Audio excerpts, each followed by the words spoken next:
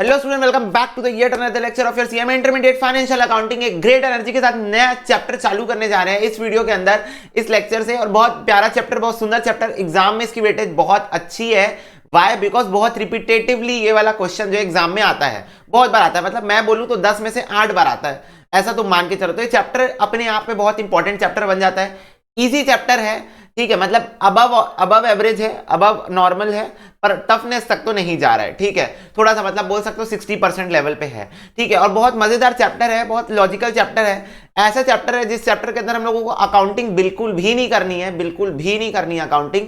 सिर्फ हम लोगों को एक अमाउंट निकालना सीखना है। भैया वो एक अमाउंट क्या होता है? वो एक अमाउंट होता है इंश्योरेंस का अमाउंट। तो यस गाइस, तुम लोग समझ गए होगे, चैप्टर का नाम है insurance claim and loss of stock, ठीक है। तो लॉस ऑफ स्टॉक और लॉस ऑफ प्रॉफिट दोनों के लिए हम लोगों को इंश्योरेंस क्लेम निकालना सीखना है। ये इंश्योरेंस एक्ट के अंदर इसकी अकाउंटिंग दी हुई है। अकाउंटिंग नहीं, बेसिकली कैलकुलेशन दिया हुआ है, कैसे निकालते हैं उसी को हमको सीखना है। इस चैप्टर में अकाउंटिंग के कॉन्सेप्ट्स हमको नहीं सीखने हैं, हमको बस एक अमाउंट पे पहुंचना सीखना है कि कैसे हम लोगों को एक स्पेसिफाइड अमाउंट इंश्योरेंस क्लेम का कैसे निकाल सकते हैं। तो सबसे पहले बात को समझो।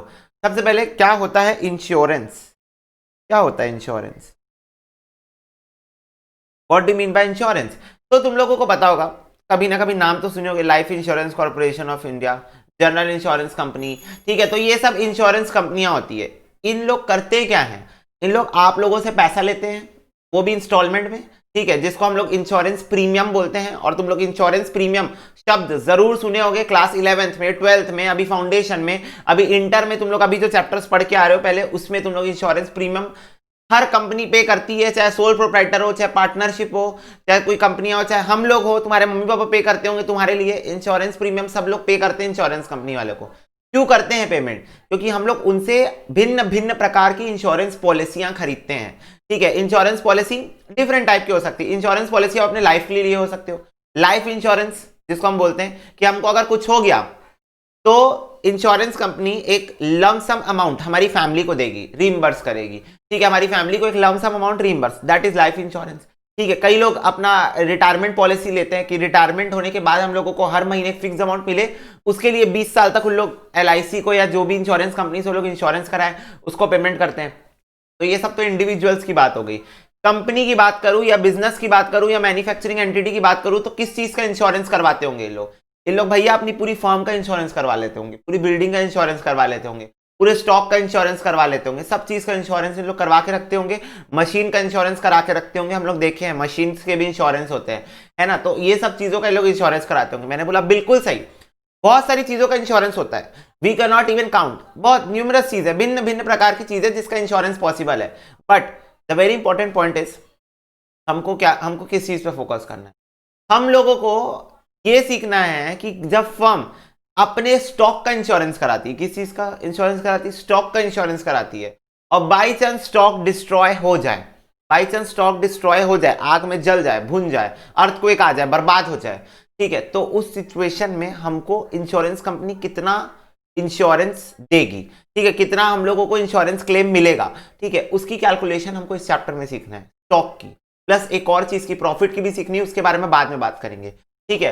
पर loss of stock, loss of profit, ये दो चीज हमको सीखना है। हम लोगों की जो स्टडी है वो इस दो चीज में सिमट के रही है।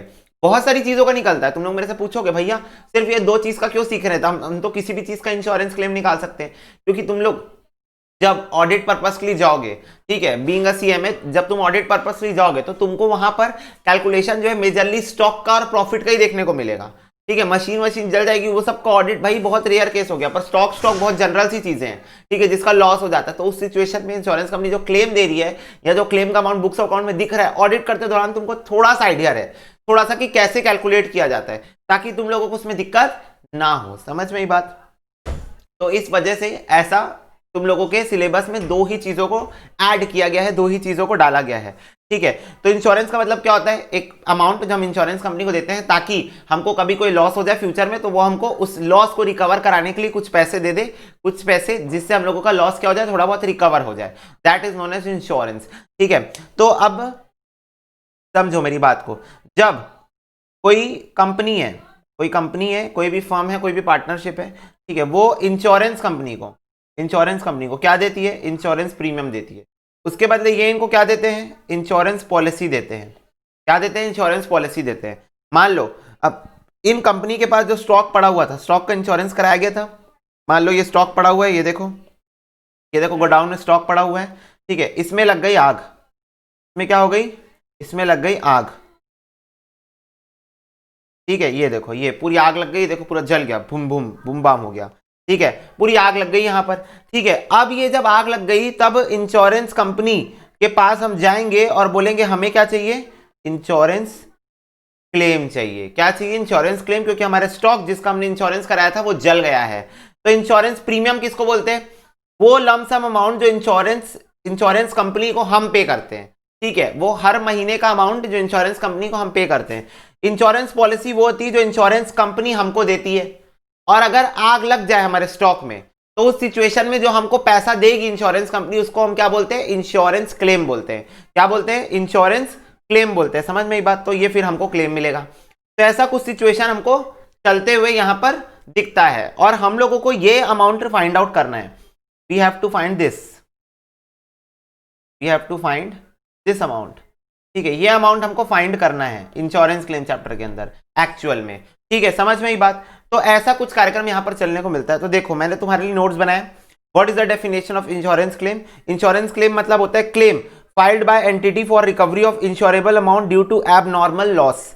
These claims are received from insurance company and can be from losses due to fire, earthquake, etc.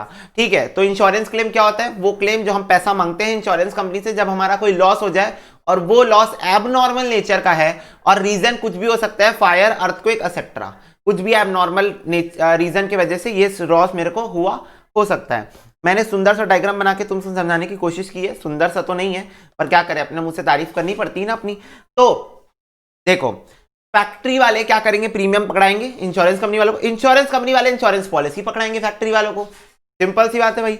और फिर उसके बाद अगर आग लगी, अगर दुर्घटना घटी, तो सिचुएशन कुछ ऐसी बन जाएगी। ये देखो अगर आग लगी और दुर्घटना घटी तो देखो फायर ब्रिगेड की गाड़ी आएगी,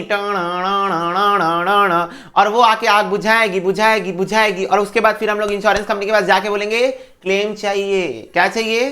क्लेम चाहिए। तो ये देखो, ये डायग्राम भी तुम लोग चाहो तो बना सकते हो वैसे तो, ठीक है। पर मैं आर्टिस्ट ग्रेड हूं, तो तुम लोग मेरे जैसे तो नहीं बना पाओगे, पर if you want you can try, ठीक है। और फ्रेंड मत हो जाना, मेरे को अच्छी ड्राइंग आती है तो तुम लोग, ठीक है। देखो, ठीक है, समझ में ही बात। अब देखो यहां पर तुम लोगों को तुम्हारे चैप्टर के अंदर दो तरीके से देखने को मिलेगा कार्यक्रम। एक है claim for loss of stock, और दूसरा है एक है claim for loss of profit. पहले लॉस ऑफ स्टॉक पढ़ेंगे, फिर लॉस ऑफ प्रॉफिट पढ़ेंगे, ठीक है। लॉस ऑफ स्टॉक कंपैरेटिवली छोटा है तो इसलिए उसको पहले पढ़ेंगे, और बाकी इजी तो दोनों ही है। तो दोनों भी सिचुएशन लॉस बाय फायर की वजह से होगी, ठीक है। लॉस बाय फायर की सिचुएशन में, और ये diagram if you want you can make like short से ऐसे पेन से बना सकते हो, ठीक है। तो अब देखो यहां पर आगे मैं तुमको दिखा रहा हूं, ये देखो claim can be of many type but our syllabus covers only loss of stock और loss of profit due to fire, ठीक है। तो ये तुम लोगों को लिखना है, लेकिन उसके पहले तुम लोग सबसे पहले मैं तुमको जो जो बताते जा रहा हूं लिखते जाओ। वीडियो पॉज करके सबसे पहले डेफिनेशन लिखो, ठीक है। अब ये जब डेफिनेशन लिख लोगे उसके बाद ये दो सिचुएशन बना लेना कि claim for loss of stock हो सकता है या claim for loss of profit हो सकता है, इसको लिख लेना। फिर if you want you can make this diagram for clear understanding, है ना। Then make this claim for loss of stock.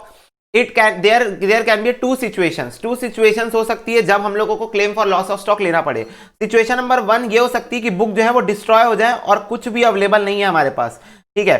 और बुक जो है वो डिस्ट्रॉय नहीं होगा और हमारे पास books as it is available है। तो मैं तुमसे पूछना चाहूंगा, जो मेरा स्टोर्स था जहां मेरा स्टॉक पड़ा हुआ था, वहीं पर मेरी बुक्स ऑफ अकाउंट्स मेंटेन होती होगी स्टॉक की? ऑफ कोर्स ही बात है भाई, रोज रात को स्टॉक काउंटिंग करके वहीं लिख के चले जाते थे।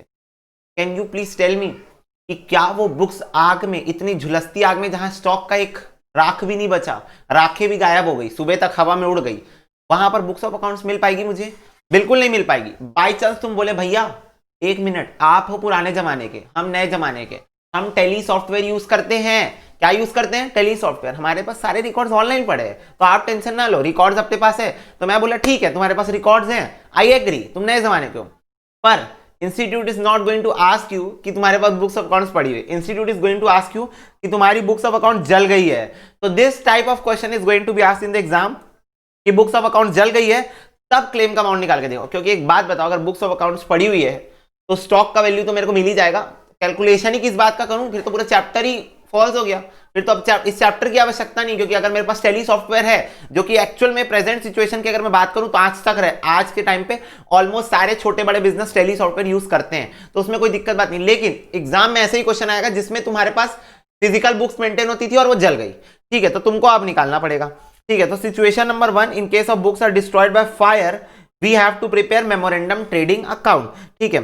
तो अब यहां तक तुम जब लिख लोगे सिचुएशन 1 सिचुएशन 2, ठीक है, claim for loss of stock situation 1 situation 2 जब लिख लोगे, उसके बाद तुमको यहां से लिखना चालू करना है। ये देखो, calculation for claim are discussed below, ठीक है, calculation of claim are discussed below. तो पहले तुमको लिखाई कार्यक्रम ही कराना है, तो पहले इसको लिखो। ये देखो, मैं बोलूंगा नहीं ना, लिखते जाओ। ये देखो डायरेक्ट, ये एज इट इज जैसे मैं लिखा हूं वैसे ही लिखते जाना, ठीक है। पॉज करते करते लिखते जाओ, मैं एक एक करके इसको नीचे करते जा रहा हूं।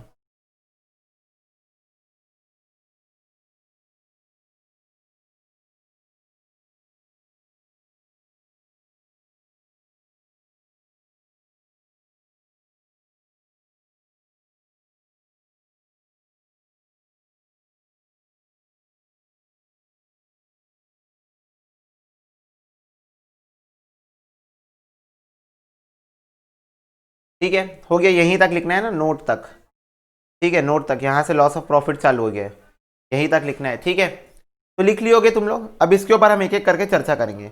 Loss of stock due to fire पहला टॉपिक है, तो इसमें एक एक स्टेप मैं तुम लोग को एक्सप्लेन करता हूं। Step number 1, calculate gross profit ratio of previous year by considering normal stock items, if such GP rate is given then no need to do calculation. तो देखो, सबसे पहले मेरे को एक बात बताओ, नॉर्मल कोई ऐसे दिमागी में कुछ नहीं, ये कुछ नहीं, चैप्टर बेसिक चैप्टर, मैं तुम लोगों से पूछ रहा हूं मेरे को क्लोजिंग स्टॉक कैसे मिलता है बताओ। तुम लोग बोला भैया क्लोजिंग स्टॉक ना ट्रेडिंग अकाउंट के अंदर मिलता है हमको। मैं बोला वेरी गुड बात है जी, तुम लोगों को पता है, बहुत अच्छी बात है जी, ट्रेडिंग अकाउंट के अंदर मेरे को मिलता है। क्या क्या मिलता है मेरे को ट्रेडिंग अकाउंट के अंदर? मेरे को एक ओपनिंग स्टॉक डालना पड़ता है, मेरे को एक परचेजेस डालना पड़ता है, मेरे कुछ डायरेक्ट के खर्चे होते हैं, फिर मेरी सेल्स हो जाती है, फिर मैं कुछ कुछ करके क्लोजिंग स्टॉक निकाल लेता हूं क्वेश्चन के अंदर, तो मेरा जो बैलेंसिंग फिगर आता था वो जीपी आता था, है ना। जो मेरा बैलेंसिंग फिगर आता है वो जीपी आता है। क्या ऐसे ही दिखता है ट्रेडिंग अकाउंट? बोलो यस यस भैया, ट्रेडिंग अकाउंट ऐसा ही दिखता है। मैंने आपसे पूछा बैलेंसिंग फिगर जीपी आता है? यस। मैं बोला आग किस साल लगी है? तुम बोले इस साल लगी। मैं तुमसे पूछा पिछले साल आग लगी थी क्या? तुम बोले बिल्कुल नहीं। तो क्या पिछले साल एक नॉर्मल ईयर था? यस। तो सबसे पहला काम मेरे को जीपी रेशियो फाइंड करना है। क्यों मेरे को जीपी रेशियो फाइंड करना है? क्योंकि मान लो जिस साल आग लगी उस साल भी मैं, जब तक आग लगी तब तक ट्रेडिंग अकाउंट बनाना चाह रहा था। क्यों? क्योंकि क्लोजिंग स्टॉक तो कहीं से भी कुछ भी कर लो, क्लोजिंग स्टॉक ट्रेडिंग अकाउंट के अंदर ही मिलेगा। तो मान लो मेरे पास ओपनिंग स्टॉक है। अब तुम लोग बोलोगे भैया ओपनिंग स्टॉक कहां से आया? भाई इस साल का क्लोजिंग स्टॉक था तेरे पास। भैया बुक्स तो जल गई ना, इनकम टैक्स रिटर्न फाइल किए थे कि नहीं किए थे? यस। और कुछ भी किए होगे, मतलब कुछ क्या बोलते हैं, कहीं पर कंपनीज एक्ट की कोई रिक्वायरमेंट फुलफिल की हो या कुछ भी, कहीं से भी मैं तुमको बोल रहा हूं, मैं बोल रहा हूं कि क्वेश्चन तुमको कहीं से भी ये ओपनिंग स्टॉक तो निकाल के देगा। जिस साल आग लगी उस साल का, जिस साल आग लगी उस साल का ओपनिंग स्टॉक क्वेश्चन में दिया ही रहेगा। अब क्यों दिया रहेगा वो हमको नहीं पता, पर दिया रहेगा क्योंकि इंस्टीट्यूट दे देते हैं। तो हमको यही मान के चल रहे हैं, दे रहे हैं ना, तो फिर दे रहे तो लो यार। उसमें पूछना क्या कि नहीं, आप बताओ ओपनिंग स्टॉक कहां से मिला। जब बुक जल गई तो opening stock income tax return file की होगी, उसमें कहीं ना कहीं से तो निकाल के दे देता है। ठीक है। टू परचेजेस भी हमको मिल जाएगा क्वेश्चन में। कहां से मिलेगा ये मत पूछना। क्यों? बहुत सिंपल सी बात है, परचेजेस हम लोग जितने भी लोगों से परचेस करते हैं, suppliers, cash purchase, credit purchase, कुछ भी करते हैं, मतलब हम लोग हाथ पैर मारेंगे, सारे सप्लायर से इस साल की सप्लाई निकलवा लेंगे, तो परचेजेस भी हो जाता है। तुम लोगों को क्वेश्चन में नहीं करना है कि सप्लायर 1 से इतना किए, सप्लायर, डायरेक्ट उठा के ओपनिंग स्टॉक, उठा के परचेस तुमको क्वेश्चन में दिया रहेगा। मैं बोल रहा हूं उठा के दिया रहेगा। ठीक है। टू डायरेक्ट एक्सपेंसेस, ये भी क्वेश्चन में दिया रहेगा, इसमें भी कोई वो नहीं। टू जीपी, ये नहीं दिया रहेगा क्वेश्चन में। ठीक है। बाय सेल्स, ये भी दिया रहेगा क्वेश्चन में। क्यों? डेटर्स को पकड़ लेंगे या कस्टमर्स को पकड़ लेंगे, जो भी हमारे कस्टमर या डेटर, उन लोग को पकड़ के, जैसे भी सेल्स क्वेश्चन में डायरेक्ट, जिसमें मैं राइट टिक कर रहा हूं, वो चीजें तुमको क्वेश्चन में जिस साल आग लगी है उस साल से रिलेटेड डायरेक्ट दिए रहेगी, तो टेंशन की कोई बात ही नहीं है। ठीक है। तो सेल्स हो गया। बात उठती है क्लोजिंग स्टॉक की। तो क्लोजिंग स्टॉक भी यही तो फाइंड करना है भाई। क्लोजिंग स्टॉक जो आग आग किस में लगी होगी, आग तो क्लोजिंग स्टॉक में लगी होगी ना। क्लोजिंग स्टॉक मतलब क्या है, जो स्टॉक मेरे पास पड़ा हुआ है। What do mean by closing stock, जो स्टॉक मेरे पास पड़ा हुआ है उसको मैं क्लोजिंग स्टॉक बोलता हूं। तो भाई आग तो क्लोजिंग स्टॉक पे लगी होगी, है ना। तो यही तो फाइंड करना है, कहां है क्लोजिंग स्टॉक। तो भाई जीपी भी गायब है। अब दो बैलेंसिंग फिगर तो आ नहीं सकते अकाउंट के अंदर, दोनों में से कोई एक चीज चाहिए। तो सिंपल सी बात है, इंश्योरेंस कंपनी के अकाउंटिंग में लिखा हुआ है कि तुम क्या करो, पिछले साल का opening stock, purchase, direct expense, sales, closing stock सब दिया रहेगा। पिछले साल का जीपी निकाल लो। पिछले साल का क्या निकाल लो, जीपी निकाल लो। पिछले साल के पूरी इंफॉर्मेशन क्वेश्चन में दिए रहेगी। ये जीपी का ना तुम रेशियो निकाल लो, इस जीपी का तुम जीपी रेशियो निकाल लो। किसके बेसिस पे, सेल्स के बेसिस। जीपी रेशियो किस बेसिस पे निकालने बोल रहा है मेरे को, सेल्स के बेसिस पे निकालने बोल रहा है। तो मैं क्या ले लूंगा, ग्रॉस प्रॉफिट को ले लूंगा, इसको मैं सेल्स से डिवाइड कर दूंगा और इंटू 100 कर दूंगा, तो मेरे को एक परसेंटेज मिल जाएगा जो कि मेरा जीपी रेशियो हो जाएगा पिछले साल का। इंश्योरेंस कंपनी बोलती है जो पिछले साल का जीपी रेशियो था ना, सेम ले लो इस साल। मान के चल रहे हैं हम लोग कि आपको सेम प्रॉफिट होता है, हम मान के चल रहे हैं आपको सेम प्रॉफिट होता है। पिछले साल का जो जीपी रेशियो था ना, उसको एज इट इज इस साल ले लो। तो हम आएंगे जीपी रेशियो को उठाएंगे, हमको क्वेश्चन में इस साल की सेल्स दी रहेगी, जिस साल आग लगी है, जिस साल आग लगी है, तो जब तक आग लगी तब तक की मेरे को सेल्स रहेगी। इस पे मैं एक जीपी रेशियो लगाऊंगा, इस पे मैं जीपी रेशियो लगाऊंगा और कहीं से जीपी निकाल लूंगा। तो जीपी मेरा आ गया। तो अब मेरे पास क्वेश्चन में सिर्फ एक ही बैलेंसिंग फिगर बचा, जो कि है मेरा क्या, क्लोजिंग स्टॉक। क्वेश्चन में एक ही बैलेंसिंग फिगर, जिसको मैं क्या बोल रहा हूं, क्लोजिंग स्टॉक। तो ये क्लोजिंग स्टॉक मेरा आ जाएगा बैलेंसिंग फिगर, और इससे मेरा कार्यक्रम जो हो जाएगा आसान, समझे। चलो आ गया तुमको समझ में ये बात। तो ऐसा तुमको क्वेश्चन बोलेगा, बाकी क्वेश्चन करते टाइम तुमको चीजें और क्लियर होगी। तो स्टेप नंबर 1 में तुमको वही बता रहा था कि सबसे पहले तुमको पिछले साल की इंफॉर्मेशन का यूज करके, पिछले साल की इंफॉर्मेशन जो क्वेश्चन में दिए रहेगी उसका यूज करके तुमको सबसे पहले एक जीपी रेशियो फाइंड आउट कर लेना है। अदरवाइज क्वेश्चन में दिया हुआ है तो बहुत अच्छी बात हो जाएगी, पर क्वेश्चन में थोड़ी ना देगा, लड्डू थोड़ी खिलाएगा एग्जाम में। यार कैसे कर रहे हो तुम, लड्डू नहीं खिलाएगा। नोट पढ़ो क्या लिखा है, any stock item whose sale price is not normal और whose expected sale price is not normal should be excluded from cost price of purchase, sale और स्टॉक। इस पॉइंट को मैं अभी नहीं ले रहा हूं, जब इसका क्वेश्चन लूंगा तब मैं लूंगा। कुछ ऐसा स्पेशल नहीं है, पर पहले बेसिक क्वेश्चन कर लेंगे ना, उसके बाद एडवांस में जाएंगे तो बेटर होगा, है ना।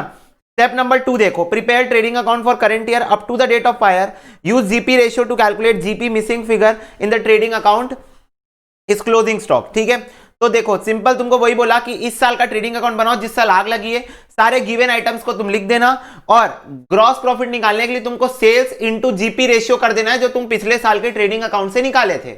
बैलेंसिंग फिगर तुम्हारा क्लोजिंग स्टॉक आएगा। देख लो मैंने लिखा भी है, बैलेंसिंग फिगर क्या आएगा, क्लोजिंग स्टॉक आएगा। नोट पढ़ लो, do not consider abnormal item, ये मैं बाद में बताने वाला हूं। देयर इज इन्फ्लेशन बाद में, cell purchase should not be fixed asset. अच्छा ये थर्ड वाला पॉइंट तो काम का ही है भाई, सेल और परचेज ऑफ फिक्स्ड एसेट मत कंसीडर कर लेना।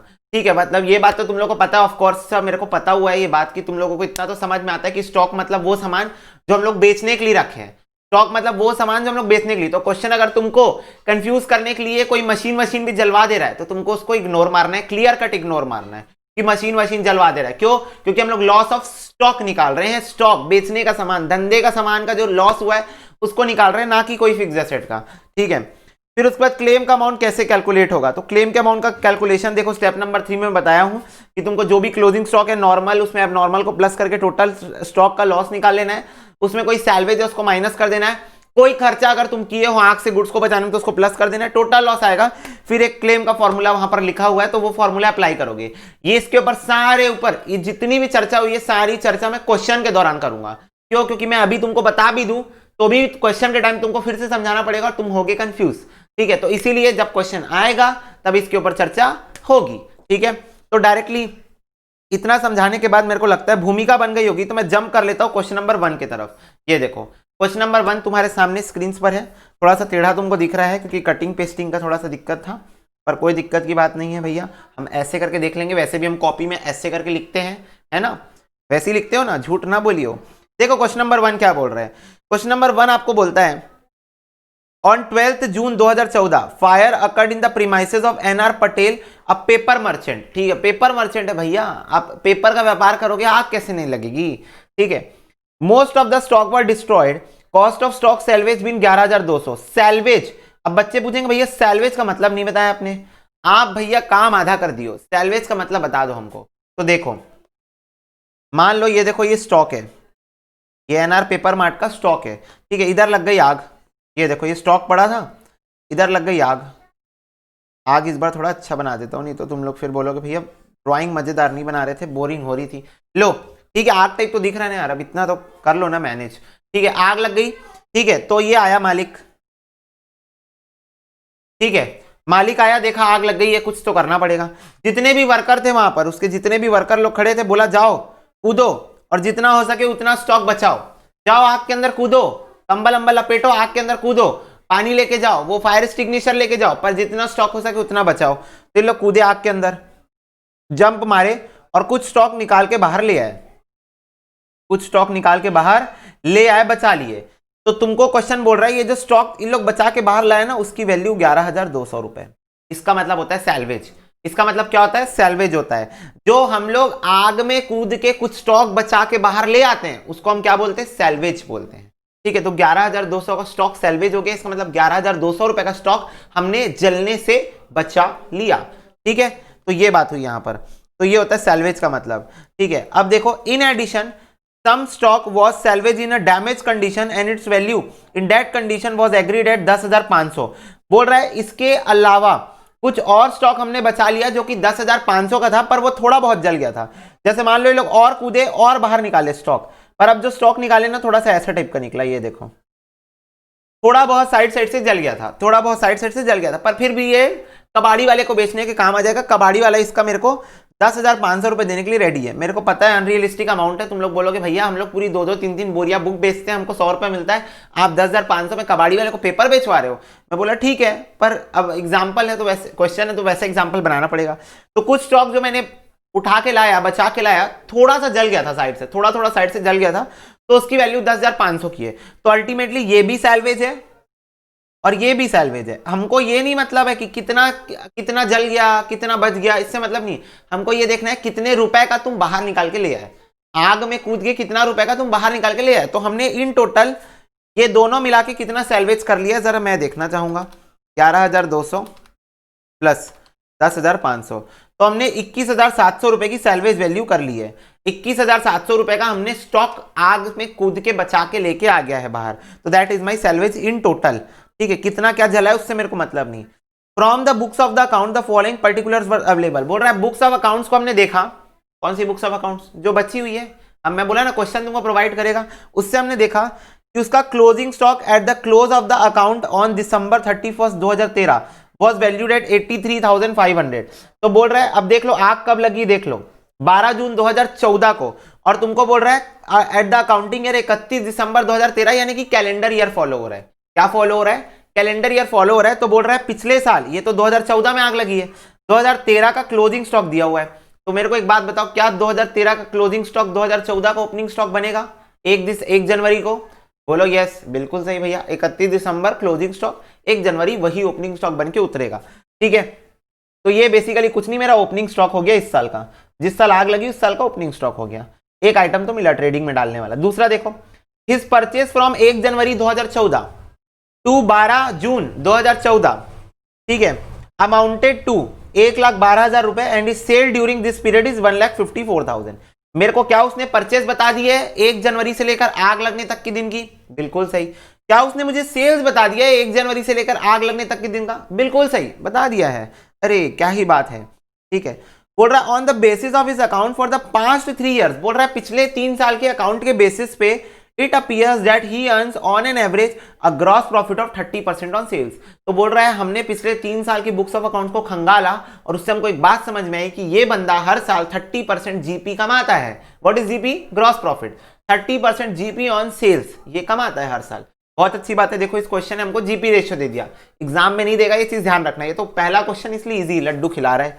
ठीक है, बोल रहा है Patel has incurred insured, sorry, Patel has insured stock for 60,000। बोल रहा है उसने इंश्योरेंस पॉलिसी लेके रखी थी। What is this?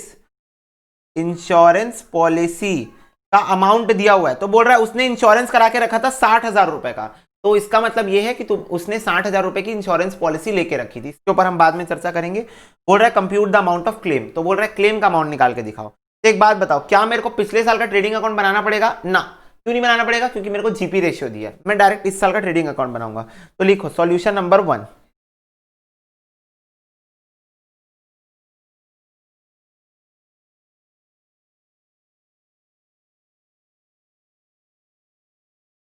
Solution number 1। ठीक है, तो सबसे पहले हम क्या बनाएंगे, सबसे पहले हम बनाएंगे trading account to find the closing stock. Trading account,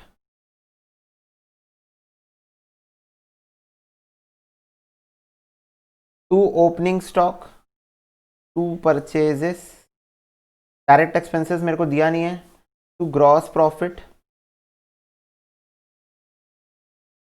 bye sales by closing stock, और ये मेरा बैलेंसिंग फिगर है।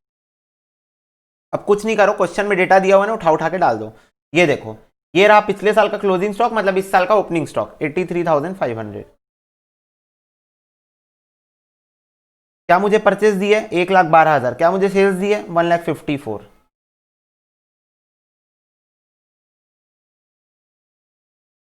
क्या मुझे जीपी रेशियो दिया है 30% ऑन सेल्स। तो बताओ सेल्स कितनी है भाई, सेल्स भाई साहब 1,54,000 की है, इसका 30% निकाल दो। 1,54,000 का 30% निकाल दो, जीपी आ जाएगा 46,200। अब बैलेंसिंग फिगर निकालते हैं।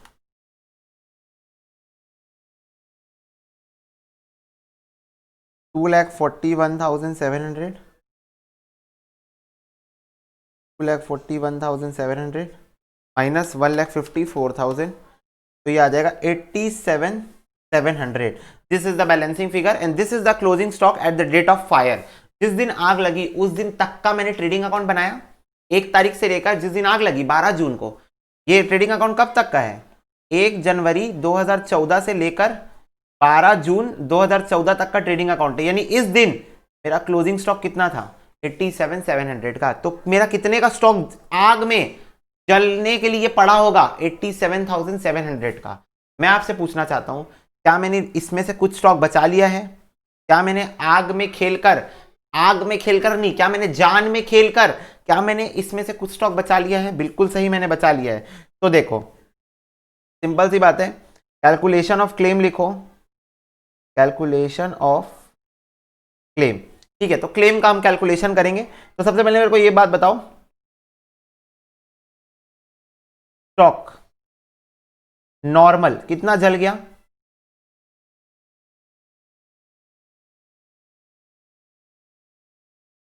लॉस ऑफ स्टॉक नॉर्मल कितना जल गया 87,700। लॉस ऑफ स्टॉक एबनॉर्मल कितना जल गया, कुछ नहीं। क्यों, क्योंकि तुमको पता ही नहीं है एबनॉर्मल क्या होता है। मैं बताया हूं क्या, इस क्वेश्चन में कहीं दिखा क्या, नहीं दिखा। जब पढ़ाया जाएगा तब समझ में आएगा एबनॉर्मल क्या है यहाँ पर मैं तुमको वो जो फॉर्मूला लिखवाया हूं ना, वो तुमको समझाने की कोशिश कर रहा हूं। तो मेरे पास क्या आ जाएगा, टोटल स्टॉक लॉस आ जाएगा, टोटल स्टॉक लॉस आ जाएगा, जो कि हुआ मेरा 87,700 का। अब एक बात बताओ, क्या मेरे को एक्चुअल में 87,700 का लॉस हुआ है।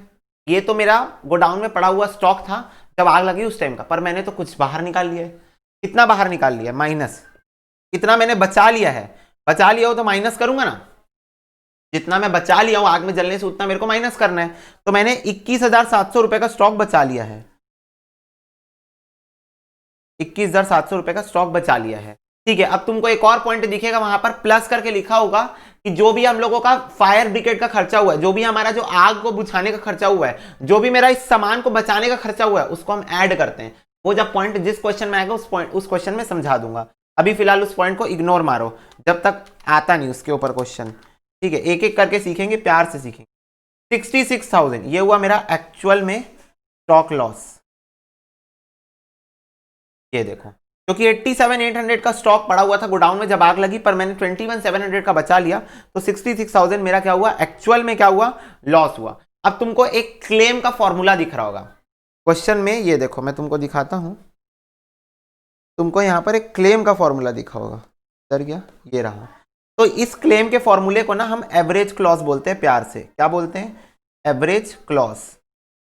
तो लिख लेना यहां पर क्या बोलते हैं, एवरेज क्लॉज। ठीक है, तो इसको लिख लो सबसे पहले, फिर हम बताते हैं आपको एवरेज क्लॉज। यही सेम चीज तुमको इस वाले नोट्स में भी मिलेगी। एवरेज क्लॉज का फॉर्मूला किधर गया, इधर गया एवरेज क्लॉज, ये रहा। तो you can write this also to apply average clause, make sure that the value of asset is greater than the policy amount of at the date of fire। ठीक है, तो ये लाइन तुम note डाल के लिख सकते हो। To apply average clause, make sure that the value of asset is greater than the policy amount at the date of fire or accident. ठीक है,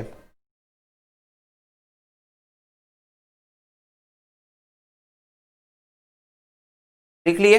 अब देखो, अब समझो मेरी बात को, डर गया, ये यहां पर था। मुझे एक बात बताओ, मेरी इंश्योरेंस, मैं तुमको अभी सिर्फ समझा रहा हूं ना, अभी लिखना मत। मेरे को एक बात बताओ, मेरी इंश्योरेंस पॉलिसी कितने की लेके रखी थी मैं? भैया 60,000 की। मैं तुमसे पूछा मेरा लॉस कितने का हो गया, तुम बोले भैया 66,000 का। मैं बोला बेटा स्टॉक कितने का था ये बता, मेरा एक्चुअल में स्टॉक कितने का था? 87,700 का, है ना, 87,700 का मेरा क्या था? स्टॉक था। ठीक है, मैंने इसमें से कुछ सैल्वेज कर लिया, 21,700 रुपए का सैल्वेज कर लिया। ठीक है, तो अब जब इंश्योरेंस कंपनी मेरे पास आएगी, इंश्योरेंस कंपनी आई इंस्पेक्शन करने, ये देखो आग लग गई थी, ये कहाँ गया, उसी सिचुएशन में चलते हैं। ये देखो इंश्योरेंस कंपनी ने इंस्पेक्शन करने आती है, कितने की क्या की आग लगी है वो सब करने आती है। तो इंश्योरेंस कंपनी के लोग, जब इंश्योरेंस कंपनी के लोग इंस्पेक्शन करने आए तो उनको हमने बताया कि 87,700 का स्टॉक मेरे पास पड़ा हुआ था। लोग बोले वेरी गुड, बोले हमने बताया 21,700 हमने कुछ करके जान में खेल के बचा लिया है। उन्होंने बोला वेरी गुड। ठीक है, तो अब हम उनसे बोले तो सर एक काम कीजिए, 60,000 की हमारी पॉलिसी थी, 66,000 का लॉस तो वैसे भी हो गया ना हमको, 87,700 का स्टॉक था, 21,700 का तो हमने बचा लिया कुछ करके, पर 66,000 का लॉस तो हो ही गया हमको ले देके। तो हमने तो 60,000 की पॉलिसी आपसे लेके रखी थी, तो एक काम करिए आप 60,000 की पॉलिसी लेके रखे थे, 60,000 रुपए हमको दे दीजिए। इंश्योरेंस कंपनी बोली हमें आप बेवकूफ समझे हैं क्या? इंश्योरेंस कंपनी क्या बोली? हमें आप बेवकूफ समझे हैं क्या? इंश्योरेंस कंपनी ने दो तर्क दिए। तर्क नंबर 1, अब तुम लोगों को जो तर्क समझ में आ जाए वेल एंड गुड है, मैं तुमको दो तर्क से समझा रहा हूं कि एवरेज क्लॉज क्यों लगाया जाता है। तर्क नंबर 1, इंश्योरेंस कंपनी बोली आपने जो इंश्योरेंस पॉलिसी लेके रखी थी, क्या आपने पूरे स्टॉक की लेके रखी थी कि 66,000 के स्टॉक की लेके रखी थी? तो हमने बोला पूरे स्टॉक की लेके रखी थी, जितना भी स्टॉक हमारे पास होगा सारे की। ठीक है, तो इंश्योरेंस कंपनी हमसे पूछी कितने का स्टॉक था आपके पास, तो हम बताया 87,700 का था। तो बोले जब 60,000 रुपए का जो आपका इंश्योरेंस पॉलिसी है वो 87, ये देखो इंश्योरेंस कंपनी ने हमें ऐसे समझाया लिख लिख के, बोला कि क्या आपका जो 60,000 रुपए का जो पॉलिसी है वो आपका 87,700 के स्टॉक के लिए है। हमने बोला बिल्कुल सही, आप सही बोल रहे हैं। हमने क्या बोल के लिया था? हमने बोल के लिया था कि हमारा जितना भी स्टॉक है उसके लिए हम इंश्योरेंस लेके रखें। तो आपके पास कितने का स्टॉक था? 87,700 का at the date of fire. तो ये जो 60,000 की पॉलिसी हुई ये 87,700 के स्टॉक के लिए है, और आपका स्टॉक का जो लॉस हुआ है वो तो सिर्फ 66,000 का हुआ है, वो तो सिर्फ 66। तो हम आपको सिर्फ प्रोपोर्शनेट अमाउंट अलाउ करेंगे, हम आपको सिर्फ क्या अलाउ करेंगे? प्रोपोर्शनेट अमाउंट अलाउ करेंगे। तो उस हिसाब से इंश्योरेंस कंपनी ने बोला 60,000 into 66,000, sorry 60,000 into 66,000 divided by 87,700, हम आपको अलाउ करेंगे 45, 153.99, तो 154 कर लेते हैं। सिर्फ हम आपको इतने रुपए का क्लेम अलाउ करेंगे। क्यों? क्योंकि आपका जो 60,000 का इंश्योरेंस पॉलिसी था वो पूरे 87,700 के स्टॉक के लिए था, पर हम आपको, आपका सिर्फ 66,000 का लॉस हुआ है तो हम आपको प्रपोर्शनेट अमाउंट का क्लेम देंगे, पहला चीज। दूसरा तर्क इंश्योरेंस कंपनी ने ये दिया कि सर आप बोल रहे हो कि हमने 21,700 का स्टॉक सैल्वेज कर लिया है। इंश्योरेंस कंपनी ने बोला कि आपने बोला हमको कि आपने 21,700 का स्टॉक सैल्वेज कर लिया है। वो बोला, मालिक बोला बिल्कुल सही बात बोल रहा हूँ। तो बोले जैसे आप मेरे को बोल रहे हो कि ये जो लॉस हुआ है, ये जो 66,000 का लॉस हुआ है, ये इसका आप पूरा बर्डन मेरे ऊपर डाल दोगे, ऐसा नहीं है। पूरा जो स्टॉक था उसमें मेरा और आपका जो इंडेमनिटी था, मतलब जो हम दोनों का जो शेयर था वो था इक्वल। ठीक है, वो इक्वल शेयर होना चाहिए, ऐसे नहीं, भेदभाव नहीं होना चाहिए यहाँ पर कि नहीं आप बोल रहे हो जो सैल्वेज हुआ वो मेरा स्टॉक है और जो लॉस हुआ वो इंश्योरेंस कंपनी का स्टॉक है। तुम लोगों को पता होगा वैसे इंश्योरेंस कंपनी आग लगने के बाद जब वो क्लेम देती है तो जो आग में झुलसा हुआ राख भी रहता है ना, वो भी इंश्योरेंस कंपनी हो जाता है। इफ दे वांट वो राख को भी उठा के ले जा सकते, एक्चुअली इफ दे वांट। ठीक है, स्टॉक की बात कर रहा हूं ना, बिल्डिंग की बात नहीं कर रहा हूं। तो राख को भी उठा के लेके जा सकते हैं। ठीक है, तो इस सिचुएशन में इंश्योरेंस कंपनी बोलती है एक बात बताइए, जब इस लॉस में आप मेरा हिस्सा बता रहे हो, इस लॉस में आप मेरा हिस्सा बता रहे हो, तो भाई ये जो स्टॉक सैल्वेज हुआ है उसमें भी मेरा हिस्सा होगा, क्योंकि अल्टीमेटली स्टॉक 87,700 का था, तो हिस्सा तो इसमें दोनों का है। तो जैसे लॉस वाले में मेरा हिस्सा है वैसे ही ये जो सैल्वेज हुआ है उसमें भी मेरा हिस्सा होगा। तो उस सिचुएशन में मैं आपको पूरा लॉस बियर नहीं करूंगी, जो सैल्वेज हुआ है उसमें भी मेरा हिस्सा है। ठीक है, तो ये दूसरा तर्क बच्चों को टेक्निकल लगता है, बट एक्चुअल में जो सही तर्क है वो दूसरा ही वाला है।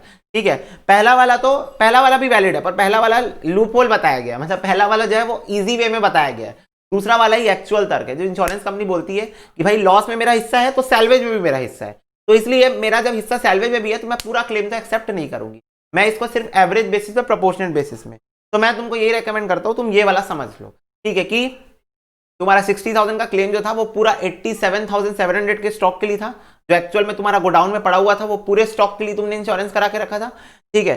पर तुम्हारा एक्चुअल में जो लॉस वो सिर्फ 66,000 का हुआ, तो इसलिए तुमको प्रोपोर्शनेट अमाउंट ऑफ क्लेम मिलेगा, ठीक है। तो उस सिचुएशन में अगर मेरे को क्लेम कैलकुलेट करना है तो claim is equal to insurance policy amount into actual loss of stock. वैसे तुम लोग यही वाला फॉर्मूला ये वाले नोट से भी लिख सकते हो, ये देखो यहां पर मैंने वही लिख के रखा है, तुम्हारी बुक वाला ही फॉर्मूला है, ठीक है, बुक वाला ही फॉर्मूला सेम। और ये लाइन जरूर लिख के रखना, average clause make sure that the value of asset is greater than policy amount, ठीक है, जरूर लिख रखना, value of asset is greater than policy amount, बहुत जरूरी है ये चीज। हम कहाँ थे, divided by total stock at the date of fire. तो उस हिसाब से मेरी इस क्वेश्चन की इंश्योरेंस पॉलिसी 60,000 थी, मेरा एक्चुअल में लॉस 66,000 का हुआ है, और मेरे पास 87,700 का टोटल स्टॉक पड़ा हुआ था at the date of fire. कितना आया था, 45, ठीक है। तो this is the claim amount which I can get from the insurance company, ठीक है। तो you can note this down, ऐसे करते हैं insurance claim loss of stock के ऊपर क्वेश्चंस, ठीक है, बहुत इजी है। और जैसे जैसे हम क्वेश्चन करते जाएंगे तुमको ये और धीरे धीरे धीरे धीरे इजी लगेगा, कोई ऐसे दिक्कत की बात यहाँ पर नहीं है, ठीक है। तो इसको नोट कर सकते हो तुम लोग। फिर इसके ऊपर मैं तुम लोगों को एक तर्क बताऊंगा, क्या तर्क बताऊंगा कि क्यों ऐसा लिखा है वहां पर कि जो तुम्हारा इंश्योरेंस, अब तुम लोग मेरे को एक कॉमन सेंस वाली, चलो कॉमन सेंस इंटू 100 करके देखते हैं हम लोग यहाँ। मेरे को एक बात बताओ, मैंने 1 लाख का इंश्योरेंस करा के रखा है और मेरा जो लॉस हुआ है वो 66,000 का हुआ है, इसी क्वेश्चन के अकॉर्डिंग 66,000 लॉस हुआ है। इंश्योरेंस कंपनी मेरे को पूरा पैसा देगी कि नहीं देगी, ऑफ कोर्स देगी भाई। जब मैं इंश्योरेंस पॉलिसी 1 लाख रुपए की करा के रखा हूं, 1 लाख रुपए की इंश्योरेंस पॉलिसी करा के रखा हूं, तो 66,000 तो चिल्लर हो गया ना, मतलब कम हो गया ना, उससे तो देगी देगी। तो इसीलिए एवरेज क्लॉस उसी सिचुएशन में लगेगा जिस सिचुएशन में पॉलिसी का अमाउंट जो है वो कम होगा एक्चुअल लॉस से। एक्चुअल लॉस से जब मेरा पॉलिसी का अमाउंट जो है वो कम होगा, ठीक है, तभी एवरेज क्लॉस लगेगा, अदरवाइज नहीं लगेगा। मतलब अल्टीमेटली बोलूं तो लॉस के अमाउंट को देखे करो, जो लॉस का अमाउंट है, अगर पॉलिसी का अमाउंट लॉस के अमाउंट से कम है, पॉलिसी कम है, इंश्योरेंस लॉस ज्यादा है, तो एवरेज क्लॉस लगेगा। अगर पॉलिसी का अमाउंट ज्यादा है और लॉस कम है तो इंश्योरेंस कंपनी पूरा ही पैसा दे देगी ना, तब फिर वो क्यों आनाकानी करेगी, उनको तो भाई ऑलरेडी प्रीमियम भर भर के मिल चुका है, तो दे देगी बिना कुछ वो किए, मैटर किए, पूरा पैसा दे देगी। तो मान लो इसी सिचुएशन में अगर मेरा 1 लाख का पॉलिसी का अमाउंट होता, 1 लाख होती मेरी इंश्योरेंस पॉलिसी, तो इंश्योरेंस कंपनी पूरा 66,000 दे देती। तो इसीलिए यहां पर ये स्टेटमेंट लिखवाई गई है कि to apply average clause make sure that the value of asset is greater than policy amount. तो जो एसेट की वैल्यू होगी 87,700, जो वैल्यू है वो इंश्योरेंस पॉलिसी से ज्यादा होनी चाहिए, ठीक है। तो क्या लगेगा, एवरेज क्लॉज लगेगा। इसी सिचुएशन में अगर 1 लाख होता इंश्योरेंस पॉलिसी तो नहीं लगता एवरेज क्लॉज, क्यों, क्योंकि वो 87,700 से ज्यादा है, ठीक है। क्लियर हो गई बात, तो इसको तुम लोग लिख सकते हो, ठीक है। अभी तुम लोग को ये सब भी लिखवाना है, धीरे धीरे करके सब लिखवाएंगे।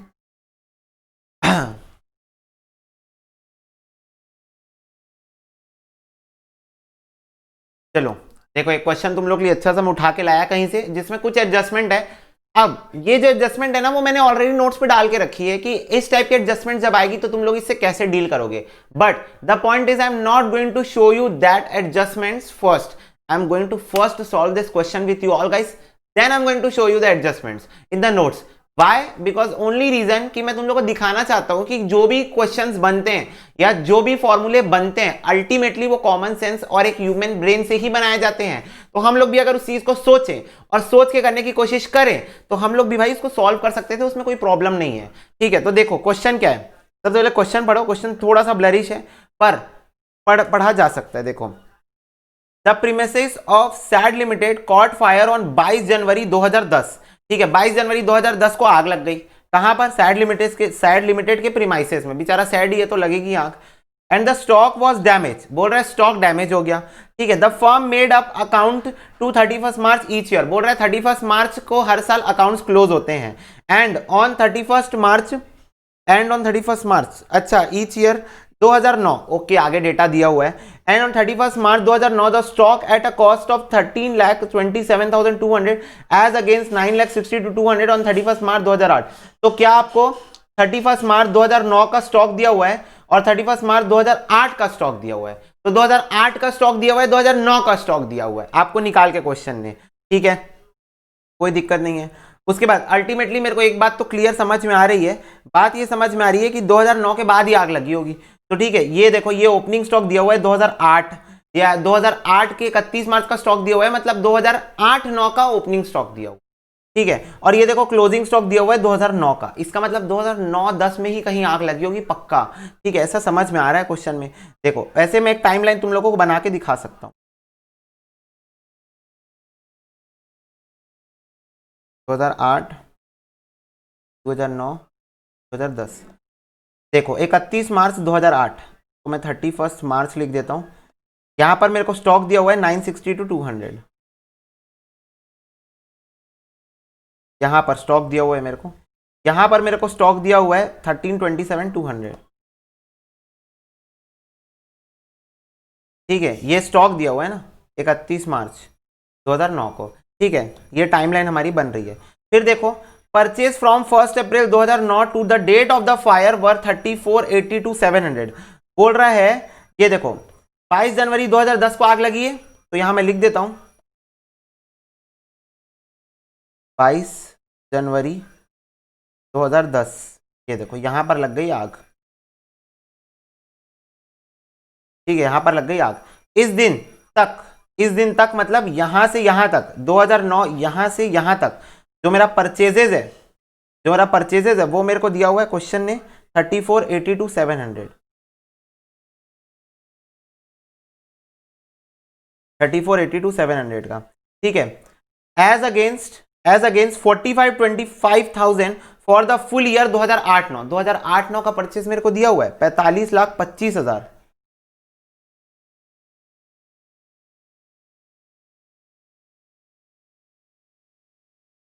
इसके बाद and the corresponding sales figure were 49,70,000, 52 lakh respectively, ठीक है। तो कॉरस्पॉन्डिंग सेल्स फिगर भी तुम लोगों को यहां पर प्रोवाइड कर दी है, ठीक है। यहां पर देखो सेल्स दिया 49,17,000 का, जिस दिन जब आग लगी है उस समय का। ये देखो ये पहले आग वाला डेटा दिया हुआ है, बाद में 2008-9 का डेटा हुआ है, तो वैसे ही हमको पता चलेगा ये आग वाले साल का डेटा है, ये पिछले साल का डेटा है। तो 52 लाख की सेल्स है पिछले साल की, और इस साल की जब तक आग लगी है तब तक की सेल्स है 49,17,000,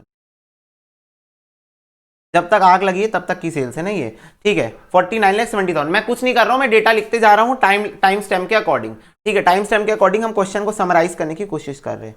उसके बाद देखो you are given the following further information. अब यही चीज मैं तुम लोग को दिखाना चाहता था, अभी तक तो डेटा डायरेक्ट दिया हुआ था, अभी तक तो सारे डेटा परोस के दिए थे। अब देखो क्वेश्चन ने गेम कहां खेला है, बोल रहा है जुलाई 2009 में, ओहो हो 2009-10 में गुड्स कॉस्टिंग 1 लाख रुपए were given away for advertisement purpose and no entry being made in the book. बोल रहा है 1 लाख का गुड्स आपने एडवर्टीजमेंट में दे दिया, 1 लाख का गुड्स आपने एडवर्टीजमेंट में दे दिया, पर एंट्री पास नहीं की। ओहो हो, तो ये तो एंट्री पास कर देंगे। तो यहां पर कहीं पर, यहां पर सेंटर में कहीं पर हमने गुड्स एडवर्टीजमेंट में दे दिया 1 लाख का, ठीक है भाई, कोई दिक्कत नहीं।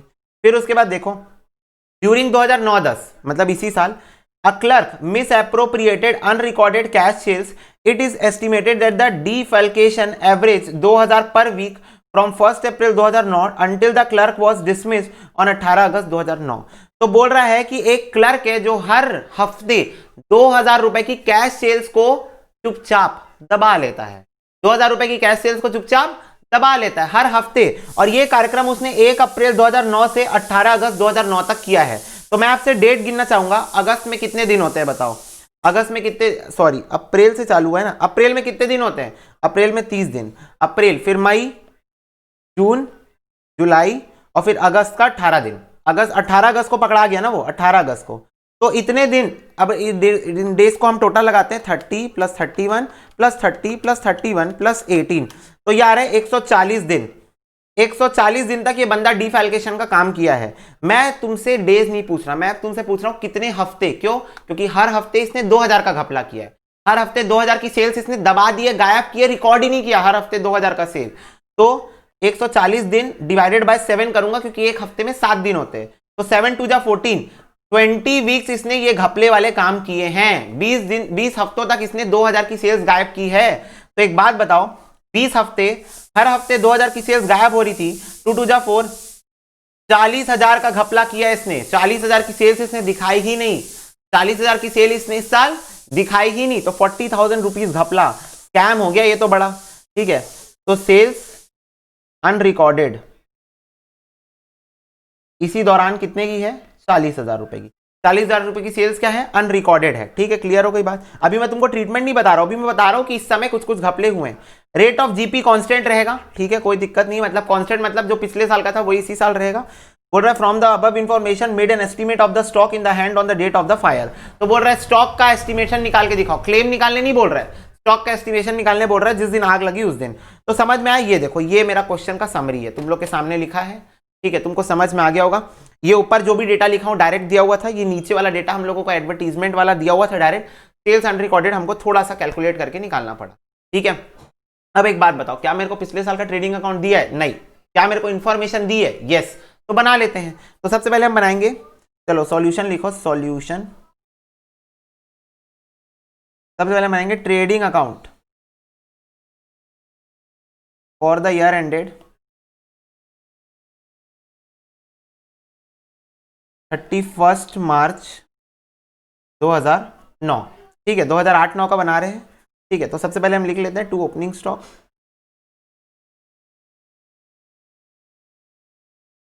To purchases, to gross profit by sales by closing stock. ठीक है, तो अब पूरा डेटा हम उठा उठा के डालेंगे। हमारे पास 9,60,200 ओपनिंग स्टॉक है। परचेजेस भी मेरे को दी हुई है कितने की? 45,25,000। क्लोजिंग स्टॉक ये देखो दिया हुआ है 13,27,200। सेल्स कितने की है? सेल्स है 52 लाख। बैलेंसिंग फिगर जीपी आ जाएगा, जीपी निकाल लेता हूं।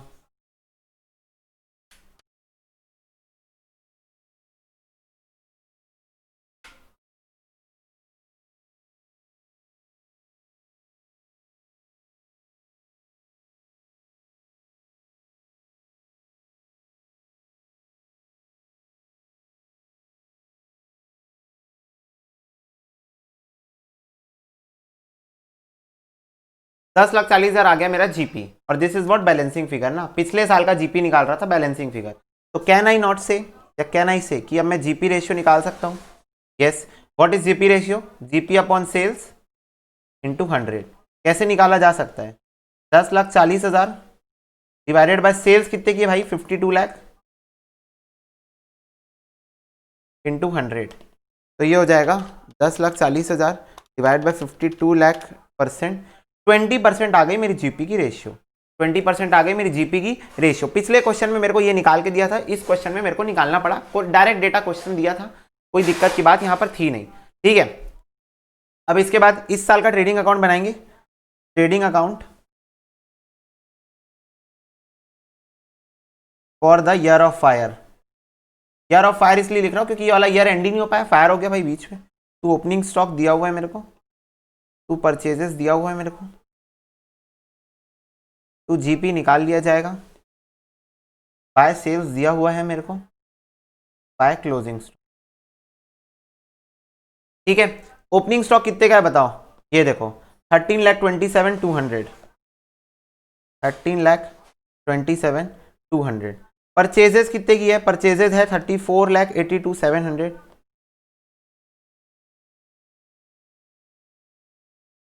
सेल्स कितने की है भाई? सेल्स 49,17,000। क्लोजिंग स्टॉक और जीपी अभी निकालना है, but there is two adjustment. What are the two adjustments? Adjustment number 1, there is an advertisement which is still unrecorded. अब मेरे को एक बात बताओ, एडवर्टीजमेंट बचपने में फाइनेंशियल स्टेटमेंट बनाते थे, कहाँ डालते थे भैया? एडवर्टीजमेंट पीएनएल में डेबिट आता है। मैं बोला एडवर्टीजमेंट पीएनएल में डेबिट तो आता है क्योंकि एक्सपेंस है मेरा, बट उसके पहले अगर मैं स्टॉक बांट दे रहा हूं फ्री में, फ्री सैंपल बांट दे रहा हूं, तो क्या मैं ट्रेडिंग अकाउंट में परचेज से उसको माइनस करता था? यस। या फिर दूसरा ऑप्शन, ट्रेडिंग अकाउंट के क्रेडिट साइड डाल दो। दोनों कर सकते हो, या तो परचेज से माइनस कर दो और या तो ट्रेडिंग के क्रेडिट साइड डाल दो। मेरे को क्वेश्चन ने बोला इसकी एंट्री नहीं हुई है तो करनी पड़ेगी ना, करनी पड़ेगी इसकी एंट्री, माइनस करना पड़ेगा इसको एडवर्टीजमेंट को। तो या तो मैं इस साइड क्रेडिट साइड दिखा दूं बाय एडवर्टीजमेंट करके, बाय एडवर्टीजमेंट करके, या तो मैं क्रेडिट में दिखा दूं कितने का है, 1 लाख का है, या फिर 1 लाख का है, या फिर मैं इधर परचेज से माइनस करके भी दिखा सकता था। दोनों भी ऑप्शन चलेगा, ठीक है। दूसरा एडजस्टमेंट बोल रहा है कि भाई जो मेरा क्लर्क था वो 2000 की सेल्स हर महीने गायब कर दे रहा था, मतलब रिकॉर्डिंग ही नहीं कर रहा था, पर सेल्स तो हुई है ना। रिकॉर्डिंग नहीं हो रही तो क्या हुआ, सेल्स तो हुई है, स्टॉक तो गया होगा फर्म से निकल के स्टॉक तो गया होगा। तो एक बात बताओ, अगर इस सेल को मैं अब रिकॉर्ड नहीं करूं तो क्या जबरदस्ती मेरे क्लोजिंग स्टॉक ज्यादा दिखेगा? क्यों? क्योंकि सेल्स तो हो गई है, स्टॉक तो फर्म से चला गया है, सेल्स रिकॉर्ड नहीं हुई है, तो इस वजह से स्टॉक जबरदस्ती ज्यादा दिखेगा, जो कि इंश्योरेंस कंपनी को बिल्कुल अलाउ नहीं है। तो ये 40,000 की सेल्स अब मेरे को कंसिडर करनी पड़ेगी, जो कि नहीं कंसिडर हो पाई थी क्लर्क की चोरी की वजह से। तो यहां मैं लिख देता हूं ऐड कर देंगे, यहां पर ऐड कर देंगे 40,000 का स्टॉक। तो ये कितना आ जाएगा मेरा, यार 49,57,000।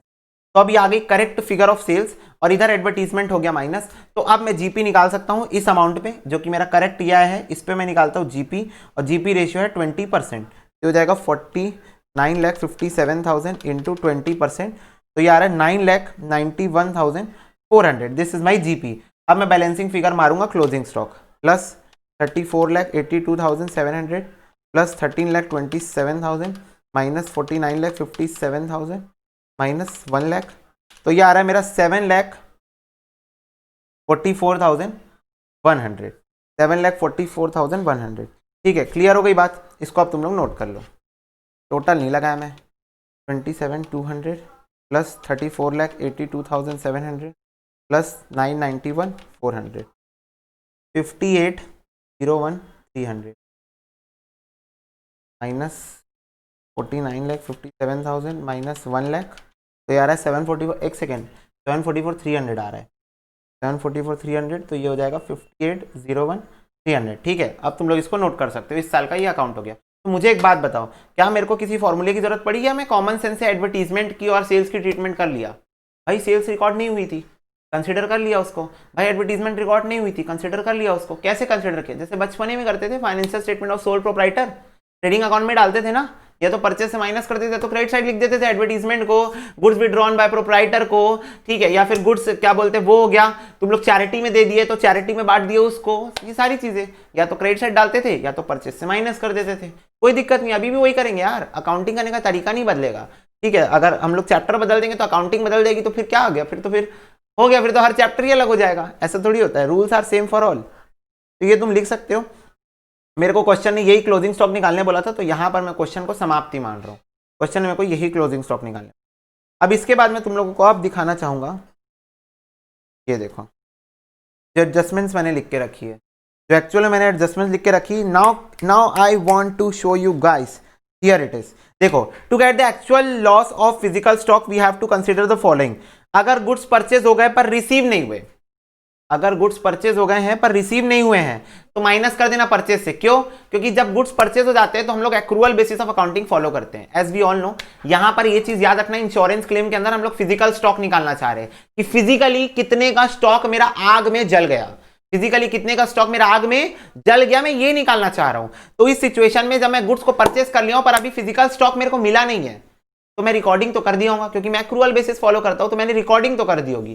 तो मैं क्या करूंगा, मैं उसको परचेज से माइनस कर दूंगा। क्यों? क्योंकि मेरे को अभी फिजिकल स्टॉक मिला नहीं है और मेरी आग लग चुकी है, तो भाई वो तो जला ही नहीं होगा क्योंकि मेरे को मिला ही नहीं था। सिंपल सी बात, तो उसको कर देना माइनस।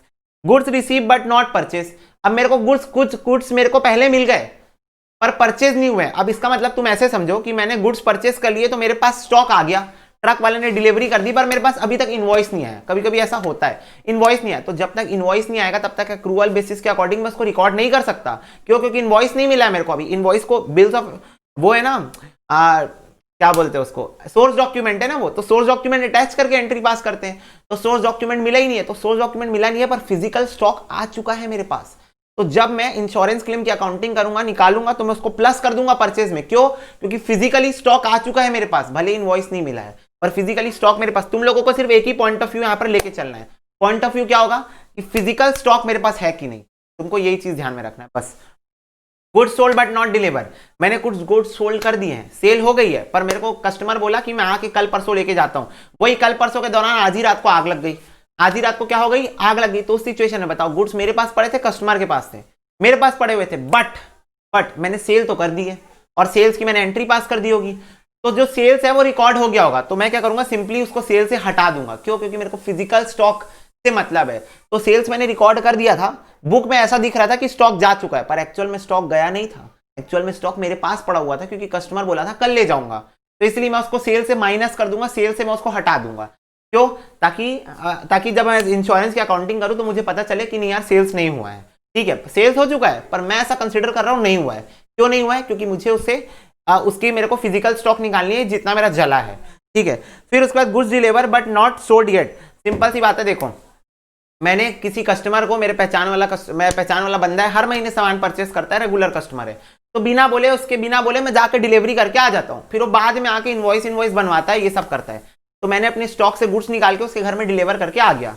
ठीक है, बट इनवॉइस कुछ बनी नहीं थी, तो सेल्स अभी तक रिकॉर्डिंग नहीं हुई है, सेल्स की रिकॉर्डिंग नहीं हुई है, और उसी दौरान आग लग गई। तब एक बात बताओ, क्या गुड्स मेरे पास थे? नहीं थे। क्या सेल्स की एंट्री हुई है? अभी सेल्स की एंट्री हुई नहीं है, तो कायदे से बुक्स ऑफ अकाउंट्स के अकॉर्डिंग गुड्स मेरे पास ही पड़े हुए हैं। क्यों? क्योंकि सेल्स की एंट्री नहीं हुई है, पर एक्चुअल में तो फिजिकली गुड्स मेरे पास है ही नहीं। तो मैं क्या करूंगा, स्टॉक इंश्योरेंस की अकाउंटिंग करते टाइम मैं उसको सेल्स में ऐड कर दूंगा कि नहीं सेल्स हो गई थी, गुड्स मैंने पहुंचा दिए थे, एंट्री नहीं पास किया था, गुड्स मैंने पहुंचा दिए थे, तो मैं उसको सेल्स में रिकॉर्ड कर लूंगा, तो मैं प्लस कर लूंगा। तो ऐसा होता है। तो ये केसेस तुम लोगों को जनरली क्वेश्चन में देखने को मिल सकते हैं। तुमको अपना लॉजिक ओपी लगाना है, तुमको अपना कॉमन सेंस ओपी लगाना है, और तुमको ये फाइंड करना है स्टॉक कहां है। बस तुमको ये फाइंड करना है स्टॉक किसके पास है। स्टॉक मेरे पास है तो उसको बुक्स में घुसाएंगे हम जबरदस्ती, अगर मेरे पास फिजिकल स्टॉक पड़ा हुआ है तो। अगर मेरे पास फिजिकल स्टॉक नहीं पड़ा है तो उसको बुक से जबरदस्ती हटाएंगे। ठीक है, और जबरदस्ती नहीं, मतलब एक्चुअल में अकाउंटिंग तरीके से करके उसको हटाएंगे यहां से। ठीक है, क्लियर हो गई बात? तो ये चारों केसेस अब तुम लिख सकते हो, you can write this all 4 cases. चलो अब एक एक करके चारों पॉइंट को समझेंगे एग्जाम्पल लेके बढ़िया से। जैसे मान लो पहला, फर्स्ट पॉइंट पढ़ो, क्या लिखा है? लिखा है goods purchase but not received. Goods मैंने परचेस कर लिए, रिसीव नहीं हुए। एक बात बताओ, मैं जब ट्रेडिंग अकाउंट बनाऊंगा एक्चुअल में, तो मैं लिखाऊंगा to opening stock, to purchase लिखाऊंगा। मान लो ये 10,000 है, एक ना हाइपोथेटिकल एग्जांपल ले रहा हूँ, ये 20,000 है। बाय सेल्स लिया होगा, ये 50,000 है। ठीक है, बाय क्लोजिंग स्टॉक तो बैलेंसिंग फिगर आएगा, और टू जीपी। ठीक है, जीपी मान लो कुछ भी 10,000 आ रहा होगा जीपी। ठीक है, हाइपोथेटिकल एग्जांपल है ना जस्ट। अब क्लोजिंग स्टॉक बैलेंसिंग फिगर आता है जिस साल आग लगी रहती है उस साल, तो कितना आ गया ये 20, 30, 40 माइनस 50। अरे रुको, कुछ बढ़ाना पड़ेगा, इसको कर देते, इसको 40 कर देते, 40, 50 और 70, 70 माइनस 50, 20,000 आ गया मेरा क्लोजिंग स्टॉक। क्लियर हो गई बात? अब देखो केस नंबर 1 में मान के चल रहा हूं कि मैंने गुड्स परचेस किए बट रिसीव नहीं हुए। तो मैंने गुड्स परचेस किए, तो बताओ जर्नल एंट्री पास किया होगा कि नहीं किया होगा? बिल्कुल किया होगा जर्नल एंट्री पास। तो एक बात बताओ, जो मैंने गुड्स परचेस किए, मान लो 5,000 के गुड्स परचेस किए, क्या जर्नल एंट्री के बाद वो गुड्स यहाँ इस परचेस के अंदर इंक्लूडेड होंगे कि नहीं होंगे? ये बताओ। ऑफ कोर्स होंगे भाई, क्यों नहीं होंगे इंक्लूड? तो ये 5,000 के गुड्स यहाँ पर इंक्लूडेड है। बट क्या फिजिकल स्टॉक मेरे पास पड़ा है? बिल्कुल नहीं। तो एक बात बताओ, क्या ये जो क्लोजिंग स्टॉक आया है इसमें ये 5,000 इंक्लूडेड होगा? हाँ होगा इंक्लूड, पर क्या वो फिजिकली मेरे पास पड़ा है जिस दिन आग लगी उस दिन? पड़ा है क्या? बिल्कुल नहीं पड़ा है। तो मेरे को ये 5,000 इधर से हटाना पड़ेगा, तो इसको मैं कर दूंगा 15,000। ठीक है, 15,000, तो उस वजह से इधर जो क्लोजिंग स्टॉक आएगा वो भी हो जाएगा मेरा 15,000, और this is the actual physical stock जो जल गया। समझे? पहले केस में मैं ये बोल रहा था। ठीक है, तो this is the first case. If you want you can write it as case number 1 example. ठीक है, तो मैं इसको मिटा रहा हूं इधर। ठीक है, इसको मिटा रहा हूं, और उसी एग्जांपल से हम लोग आगे भी चलने वाले हैं। 20,000 आया था नहीं? हाँ, केस नंबर 2 एक्सप्लेन करते हैं। गुड्स रिसीव हो गए बट परचेज नहीं हुए। गुड्स रिसीव हो गए पर परचेज नहीं हुए। तो मेरे पास ना गोडाउन में ये जो क्लोजिंग स्टॉक आ रहा है ना 20,000, मैं गोडाउन में देखा जाके तो ये 20,000 का क्लोजिंग स्टॉक नहीं था, ये 30,000 का क्लोजिंग स्टॉक। पूछो क्यों 30,000 का क्लोजिंग स्टॉक था? क्यों? क्योंकि मैंने कुछ गुड्स परचेस कर लिए थे, तो फिजिकली मेरे को मिल गया था। फिजिकली मेरे को मिल गया था, ये देखो गुड्स रिसीव्ड है, फिजिकली मेरे को मिल गया था, बट मैंने उसे परचेज नहीं किया था। परचेज नहीं किया था इसका मतलब तुम लोग सोचोगे कि भैया बिना परचेज के गुड्स कैसे आ जाते हैं। भाई इनवॉइस नहीं मिला था तो मैंने एंट्री नहीं पास की थी। सिंपल शब्दों में ये समझो कि मेरे को इनवॉइस नहीं मिला था तो मैंने एंट्री नहीं पास की थी, पर गुड्स मेरे को फिजिकली मिल चुके थे। तो एक बात बताओ, आग लगी होगी तो 30,000 का स्टॉक जला होगा कि जो बुक्स में जो 20,000 का स्टॉक दिख रहा है वो जला होगा? 30,000 का स्टॉक जला होगा। तो मेरे को इंश्योरेंस कंपनी से कितने का क्लेम मांगना चाहिए? 30,000 का। दे भाई दे दे दे दे क्लेम दे मुझे, क्लेम दे क्लेम दे क्लेम दे मुझे, क्लेम दे, ऐसे बोलूंगा ना। तो यस, तो यहां पर मुझे परचेज में 10,000 रुपए को इंक्लूड कराना पड़ेगा, जो मेरे को फिजिकली गुड्स मिल चुके हैं, इनवॉइस नहीं मिला था। तो इधर अगर मैं 10,000 इंक्लूड कर दूं प्लस 10,000, तो इधर भी प्लस 10,000 हो जाएगा, और एक्चुअल में मेरे को क्लोजिंग स्टॉक 30,000 का दिखने लगेगा। ठीक है, 30,000 का दिखने लगेगा। तो ये था केस नंबर 2। ठीक है, केस नंबर 2। अब इसको मिटाओ, इसको तुम लोग लिख लेना ना, if you want you can write this down, different cases. Case number 3, goods sale हो गए हैं बट डिलीवर नहीं हुए। तो मैंने ना यहां पर सेल्स के अंदर 5,000 के ऐसे गुड्स इंक्लूडेड हैं, 5,000 के ऐसे गुड्स यहां पर इंक्लूडेड है सेल्स के अंदर, जो कि मैंने सेल कर दिए हैं, सेल हो गया, कस्टमर डन डनाडन, पैसा वैसा देके सब चले गए, बट कस्टमर बोला कल आके लेता हूं, कस्टमर बोला कल आके लेके जाता हूं, उसी दिन रात को आग लग गई। तो मुझे एक बात बताओ, ये जो सेल्स के अंदर 5,000 इंक्लूडेड है, जो सेल हो चुका है, बट फिजिकली तो मेरे पास पड़ा होगा, है ना। इंश्योरेंस कंपनी तो ऐसा नहीं बोलती, इंश्योरेंस कंपनी भेदभाव नहीं करेगी कि ये तो आपने परचेज नहीं किया था, ये तो आपने सेल कर दिया था, तो ये आपका स्टॉक था ही नहीं तो हम आपको क्लेम ही देंगे। इंश्योरेंस कंपनी बोलती है जितना गोडाउन में पड़ा था उतने का हम देंगे, आप टेंशन मत लो। आप मेरे को सीधा वैल्यूएशन बताओ, गोडाउन में कितने का फिजिकल स्टॉक पड़ा था, फिजिकल स्टॉक। तो एक बात बताओ, ये 5,000 के अंदर जो सेल्स इंक्लूडेड है, सेल तो हो गया है पर फिजिकली तो स्टॉक मेरे पास पड़ा हुआ है। तो ये ना 5,000 में इधर से गायब कर दूंगा, तो इधर मैं माइनस कर दूंगा 5,000, तो इधर कितना हो जाएगा, ये 45,000 हो जाएगा ऑटोमेटिकली। इधर 5,000 क्लोजिंग स्टॉक में प्लस हो जाएगा, और ये कितना आ जाएगा 25,000। एक बात बताओ, क्या फिजिकली मेरे पास जो स्टॉक पड़ा है, क्लोजिंग स्टॉक, वो 25,000 का ही पड़ा है? यस, 25,000 का। तुम लोग बोलोगे भैया डाउट है, मैं बोला क्या भैया, पर आप तो कॉस्ट पे वैल्यू करते हैं ना हम क्लोजिंग स्टॉक को, ये तो आप सेल वैल्यू माइनस की हो। क्वेश्चन वैसा डिजाइन करके देगा तुमको, तुम टेंशन ना लो। ठीक है, क्वेश्चन ऐसा तुमको डिजाइन करके देगा, पहली बात। दूसरी बात, जीपी कैसे निकालते हो? जीपी सेल्स में जीपी परसेंट लगाते हो ना, इसमें इंटू जीपी रेशियो लगाते हो ना, है ना। तो जब सेल्स 45,000 की हो जाएगी तो अब 50 पे नहीं, अब 45 पे जीपी रेशियो लग जाएगा, और जब 45 पे जीपी रेशियो लगेगा तो ऑटोमेटिक जो सेल वैल्यू है उसमें से जीपी हट जाएगा और जीपी कम हो जाएगा, है ना। वो 5,000 का जो सेल था उस पर जीपी हट जाएगा और ऑटोमेटिक वो कम हो जाएगा, तो वो सेट ऑफ ऑटोमेटिक हो जाएगा, तुमको करना ही नहीं पड़ेगा। तुमको सेल्स पे जीपी रेशियो लगाओगे, ऑटोमेटिक सेट ऑफ हो जाएगा। बात यहाँ ये उठ रही कि तुमको सेल से हटा देना है उस वैल्यू को जो तुमने सेल कर दी है, पर स्टिल स्टॉक तुम्हारे पास गोडाउन में ही पड़ा हुआ है। ठीक है, तो ये हुआ तुम्हारा केस नंबर 3, को भी अपन मिटा लेते हैं।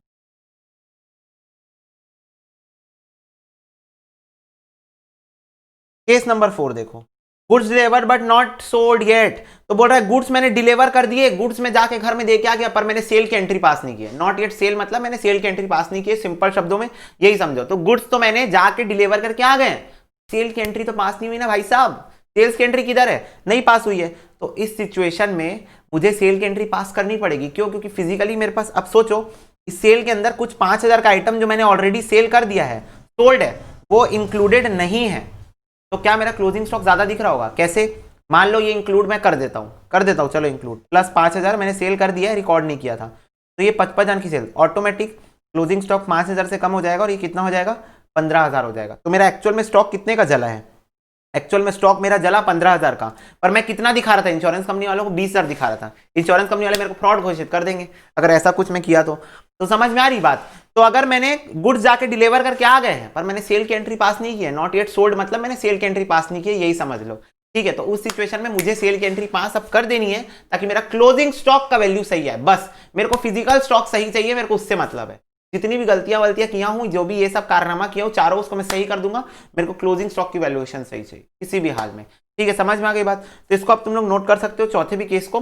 तो हम लोग इसके ऊपर जब तुमको क्वेश्चन कराएंगे, क्वेश्चन करते करते तुमको और क्लियर होगा। बहुत ईजी है भाई, बहुत एकदम लॉजिकल कॉन्सेप्ट है, बिल्कुल भी ऐसा कुछ नहीं है कि नहीं एकदम याद करना पड़ेगा या फॉर्मूला बेस्ड टफ, कुछ नहीं। Take it easy, take it simply easy. तो that is all for this lecture guys. Next lecture में हम लोग कंटिन्यू करेंगे और आगे और क्वेश्चंस करेंगे लॉस ऑफ स्टॉक के ऊपर। मिलते हैं तुम लोग से अगले क्लास में। God bless you, take care, bye bye.